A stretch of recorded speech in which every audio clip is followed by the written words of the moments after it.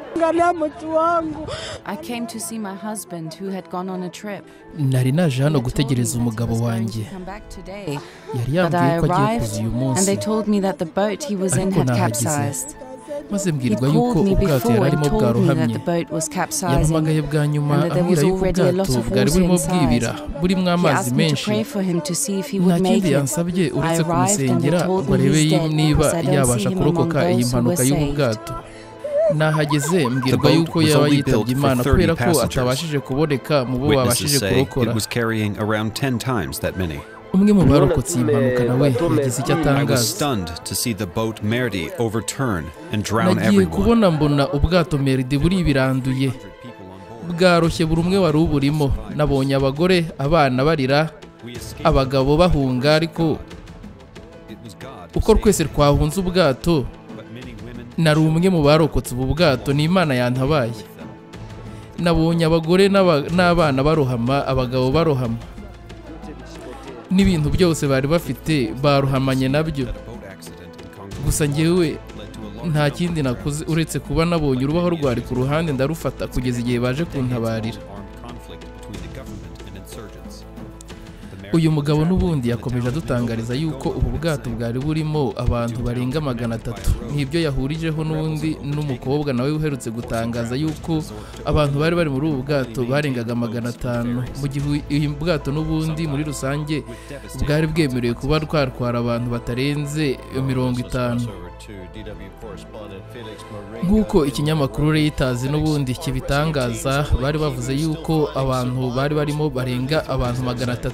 Aho Jean Jacques yabwiye umuyobozi w'intara yabwiye ikinyamakuru Reuters yuko hari harimo abantu bagera muri 280. Gusa imibare yagiye ihindagurika kugeza ubwo abantu n'ubundi bagiye bapfa n'abarokotse byagiye bihindagurika buri munsi. Bivuze yuko rero abantu 200 cyangwa se 150 bari mu bantu babashije kuburirwa irengero muri aya mazi, kubera ko mu bantu babashije kuvuga yuko babonetse batangaje yuko 78 nibuze aribo baguye muri iyi mpanuka, mu gihe leta yo yatangaje yuko abantu 34 aribo babashije gupfira muri iyi mpanuka, naho 85 bakabasha kurokoka ubu bwato. Nyamara ubu bwato bufite ubushobozi bwo kuba bwatwara abantu nibura 50, ariko barenga 500 na 300 nibo babarwa yuko bari muri ubu bwato batari banambaye jire zimwe birinda iyo ubwato burohamye kuba barohama.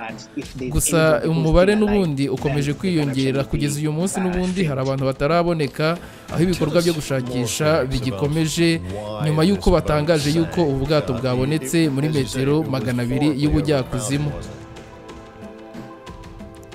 Umwe mu bakoze ubutabazi nawe yagize ati, twabonye ubwato butangira guhindukira, twabonye ko ubwato bwari bwuzuriranye, maze mu kanya gato nk'aho guhumbya tubona ubwato buriyubitse.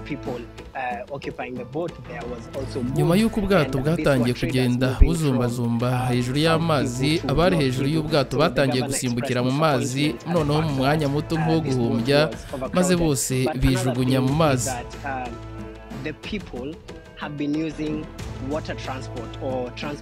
Nk'uko nabibabwiye rero, uriya mugabo umwe mu barokotse iyi mpanuka niwe watangarije ikinyamakuru DW yuko icyamufashije ari uko we yamenye koga agasimbuka, ndetse ku bw'amahirwe agashyikira urubaho akarufata kugeza igihe abatabazi baje kubatabarira. Mu magambo yiwe yakomeje avuga ati, nabonye abantu barohama, nabonye abagore n'abana barohama, nabonye abamama, abapapa, nanjye ubwanjye habuze gato ngo ndohame, gusa ni Imana yamfashije kuba nararenze iyi mpanuka. Umugore umwe nawe warokotse muri ubu bwato yaratangaje ati, birashoboka yuko twari benshi muri ubu bwato kubera ko ubusanzwe ngenda muri ubu bwato rimwe mu cyumweru, ariko ubusanzwe abantu 100 muri ubu bwato bw'abantu butwara abantu 50 byari birenze. Mu by'ukuri ntabwo umuraba wari mwinshi gusa mu nyanja, gusa ikigaragara nuko twari benshi mu bwato ndetse harimo n'ibintu.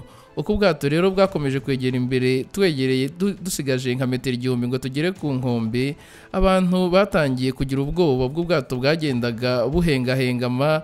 Nibwo rero twagiye tubona bamwe mu bari hejuru batangiye gusimbukira mu mazi mu gihe gito nk'icyo guhumbya, maze tugiye tubona ubwato buri biranduye.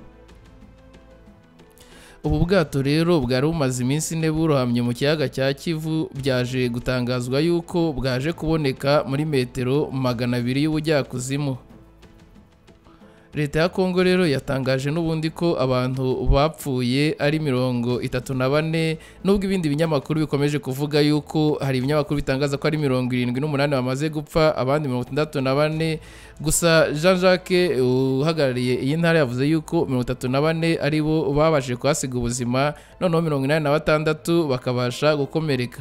Nubwo imiperereza rikomeje kugira ngo hamenyekane impamvu y'iyi mpanuka, no kuvuga batangaje yuko nibamara kumenyekana impamvu y'iyo mpanuka hari abazafatirwa ibihano bikomeye, ndetse bakabasha no kuvuga impamvu z'icyateje iyi mpanuka.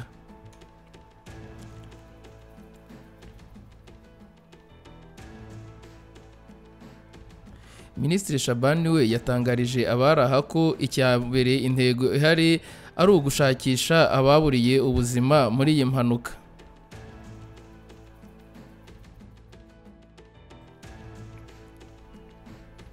Batangaje ko kandi aho buriya bwato bwahagurukiye, guverineri waho agomba gufatira ingamba ndetse n'ibihano abashinzwe ubwikorezi muri kariya gace.